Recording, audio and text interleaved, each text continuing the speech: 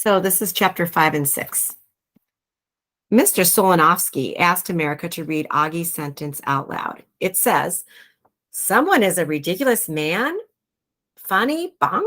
said America. Everybody laughed. "That's not what it says," said Augie. "You read it wrong." "No, I didn't," said America defensively. "That's what you wrote. Someone is a ridiculous man, funny bongo." More laughter. "That doesn't even make sense," said Augie. "See," said America, "he agrees it doesn't make sense," and he wrote it. The whole class was really enjoying this. David Corbin laughed so hard he actually snorted. "Calm down, everybody," said Mr. Solonovsky. "America, please bring me Augie's paper." America, holding Augie's spelling test by the corner, carried it up to Mr. Solonovsky, who looked at it for a minute, then scratched his head. "I'm sorry, Augie," he said, "but I'm having a little difficulty reading your handwriting myself. I'd like to hear what you wrote. Would you mind reading it for us?" He handed the test paper to Augie, who smoothed it out on his desk and slowly ran his finger along under the words as he read.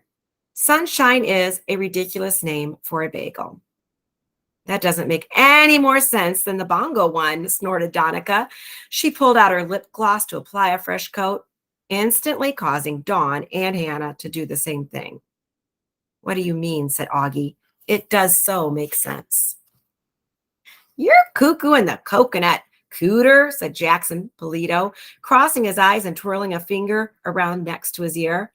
"If he calls his bagel sunshine, what do you think he calls his hamburger? Sweetheart?" David shouted out. Some kids were hooting and clapping by now.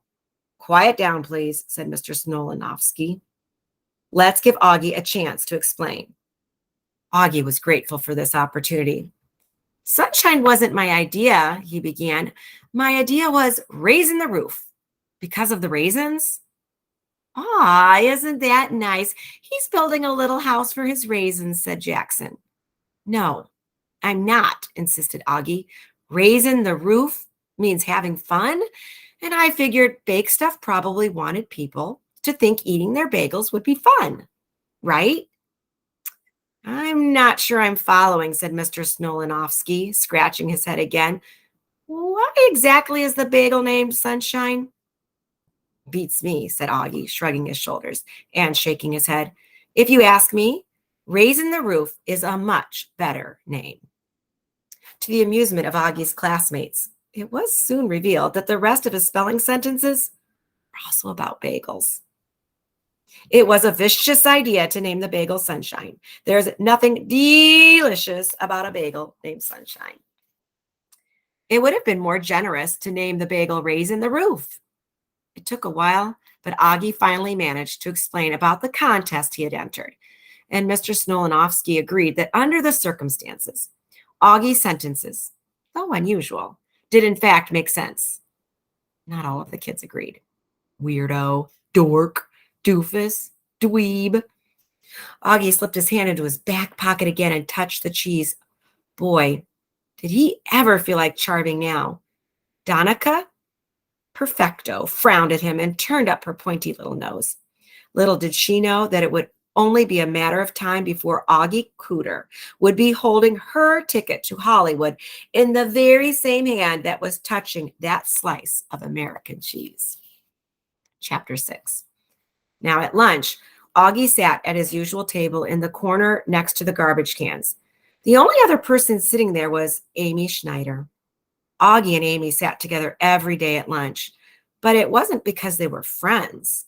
The way it worked at Truman was that every lunch table had a crowd of kids who sat together because of something they had in common. There was the jock table where David Corbin and his basketball buddies sat. And there was the table for girls who liked horses where Bethy Hudson and all her horsey little girlfriends sat. Donica Perfecto had dibs on a choice table by the window where she and Hannah and Dawn ate lunch together every day. There were lots of tables in the cafeteria, but not one of them was for people like Augie, who liked to crochet shoelaces and carve cheese. Carving cheese was one of Augie's favorite hobbies, and in a sense, Amy Schneider had been the one who discovered it. The Schneiders had moved to town right after the school year began, and Amy was placed in Mr. Snolanowski's class. On her first day at Truman, when nobody made any attempt to be friendly or invite her to sit at their lunch tables, Amy noticed there were empty seats at Augie's table. She asked him if it would be okay if she sat there too. Sure, said Augie, who happened to be eating a piece of cheese at the time. Amy was painfully shy. Plus, she had a mouthful of metal braces with a complicated crisscrossing of colored rubber bands connecting her top teeth to the bottom ones in a way that made it difficult for her to open her mouth. She took the rubber bands off to eat, but the rest of the time she had to keep them on. Between her shyness and the rubber bands, she hardly ever talked. And when she did, it was usually in a whisper. Augie tried asking her a couple of questions that first day to be polite, but it was so noisy in the cafeteria, he couldn't hear her answers. Finally, he gave up and went back to eating his cheese. He was sitting there, absent-mindedly nibbling away, when suddenly Amy whispered, "Florida." What? Augie asked, wondering why this strange new girl was talking about Florida all of a sudden. Amy pointed at the cheese in his hand. "It's Florida," she said. Sure enough, without meaning to, somehow, Augie had managed to bite his cheese into the shape of the state of Florida. When he got home from school that day, he took an economy pack of cheese slices out of the refrigerator, got the big atlas off the shelf, and spent several hours practicing carving the cheese into the shape of all 50 states. Carving, a word he made up by combining the words chewing and carving.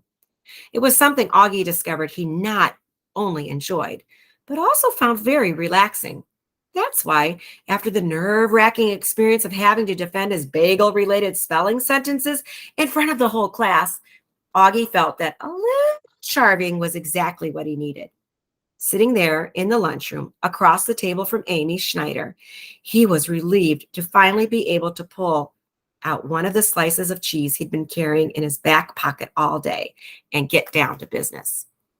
Now, the reason Augie didn't keep the cheese in his lunch bag or his backpack was that he had discovered his back pocket was the only place that could be depended upon to keep the cheese at exactly the right temperature for carving. If the cheese got too cold, it would crack.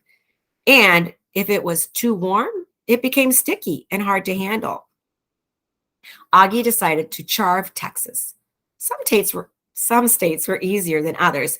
For instance, Kansas, which was basically a square piece of cheese with the upper right-hand corner chewed off, was about as easy as it got. Texas happened to be one of the most challenging.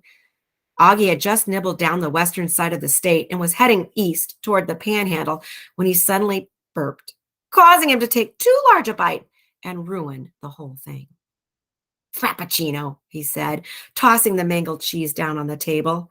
Without a word, Amy opened her sandwich and pulled out a limp, mayonnaise-coated piece of white cheese, offering it across the table to Augie. "No, thanks," he told her. "Swiss cheese is no good for carving. Too many holes.